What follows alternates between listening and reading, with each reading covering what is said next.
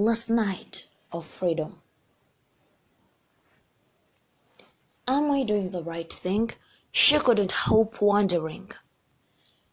The night was young, and being the perfect daughter as always, she had no pre-wedding night out, so Sandra took it upon herself to take herself to a club and spend her last night as a single woman having fun. Even if it meant going to her own wedding with a hangover. She looked down at herself, feeling unsettled by the idea and sending her insides tumbling. But then again, Andrew, her husband-to-be, must be somewhere with his friends at some party, so why not? She looked out at the night, observing the sight of her surroundings like a thirsty sapling in anticipation of drought. "Let's do this," she said as she parked her car outside Club Zebra, fixing her makeup and adjusting her cleavage.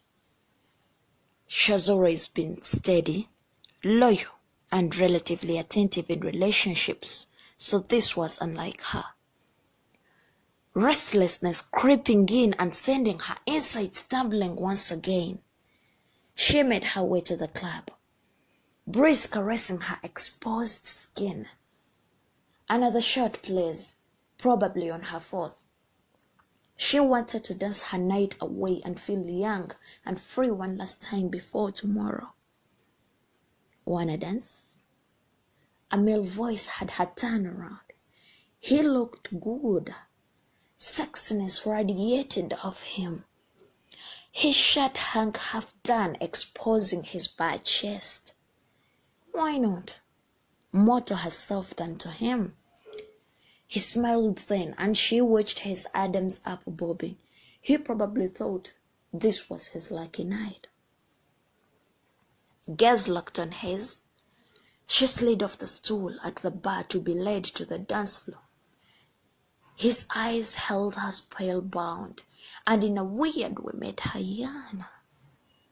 She smiled at herself as she assured herself this was just for fun, and one night for sure. This strangest nearness and glances made her brain wide open to second thoughts about her wedding. Was she really going into a loveless marriage? "I clearly had no idea you clubbed, Miss Johnson."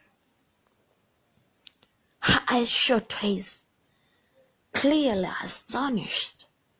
"Do we know each other?"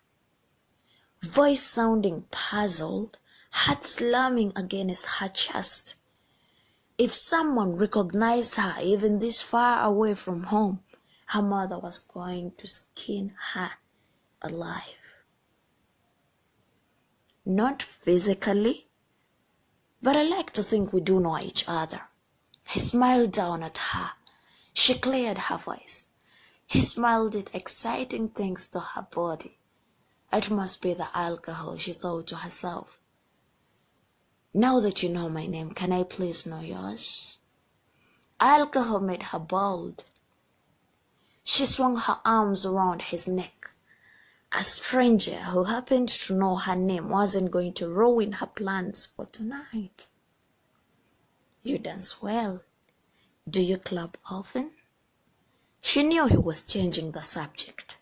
She wasn't that good at dancing. "Thank you.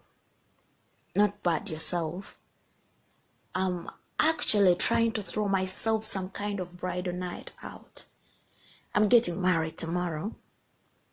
She spilled out. With this sexiness oozing off him, she had to tell him. Maybe he wouldn't let her do anything stupid like throw herself at him like she wanted to. "Oh, night out? By yourself?" His left brow raised at her as his hand slid down her behind for seconds before sliding back up her waist. Complicated. She wasn't going to go into that now. Having the perfect church friends who would think this sin, and so had confined in no one about tonight. Everyone thought she was home having her beauty sleep. She didn't even know her groom-to-be, besides his name. She had never met him, and only her parents had, and refused her to meet him to protect them from committing sin like she was a little girl. Everyone makes sacrifices, and this was hers to her parents. If she married tomorrow, her family's farm will be taken care of. Daddy will be able to get that loan he's always wanted, and he would be able to add some finance into the farm, and they won't have to sell her home, the place she had been raised in. It's time, my girl. It will be okay. Matilda, her mother, assured her. He's not a bad man. She smiled down at her daughter. Her hangover was so strong she couldn't hold up a smile to her mother, for fear she'd see through. Head pounding so hard, they made their way to the hall. Her father taking her right hand, she forced her gaze to look across at her husband-to-be, the man she was sacrificing her life to, and couldn't believe her eyes.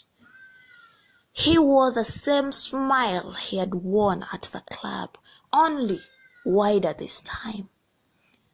She swallowed a lump and stole glances at both her parents. This was the good man she was to marry. She couldn't help herself. The sexy nameless stranger is going to be my husband. She smiled as her insides coiled.